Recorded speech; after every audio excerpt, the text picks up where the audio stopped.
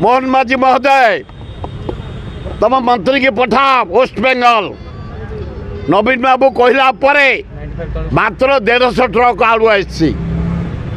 आलू घोर अभाव 50 टंका आलू एना केजी लोक बचे केमती आजिकल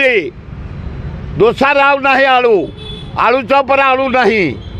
दही बरार आलू ना खाद्य ना सिंगड़ा बंद हो गलानी मोहन चरण माझी महोदय भल लोक तमे तुरंत सप्लाई मिनिस्टर पठाओ यारे फोन करी कह अनुरोध कर ममता बनर्जी आलू पठेबे आलू आलूटा हूँ ओडिशार कौन पृथ्वीर सबुठू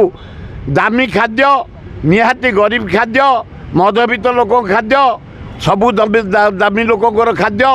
लोक आलूटे पोड़िकी पखाल खाई बंची जाऊँ आलू भाजिकी भात खाई बंची जाऊँ मांसरे आलू पड़ो डालबारे पड़ो घाटे पड़ो सबुतरे पड़ो आलू आलू बिना हाहाकार तेणु आलू केमती वेस्ट बेंगल आसब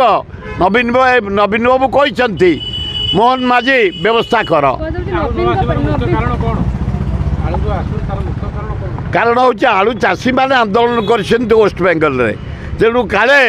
वेस्ट बेंगल आलू सर्ट हो ममता बनर्जी आलू छाड़ूना आम ओडिशा को आमर 90 भाग आलू चाहिदा जो दरकार आसे वेस्ट बेंगल रु से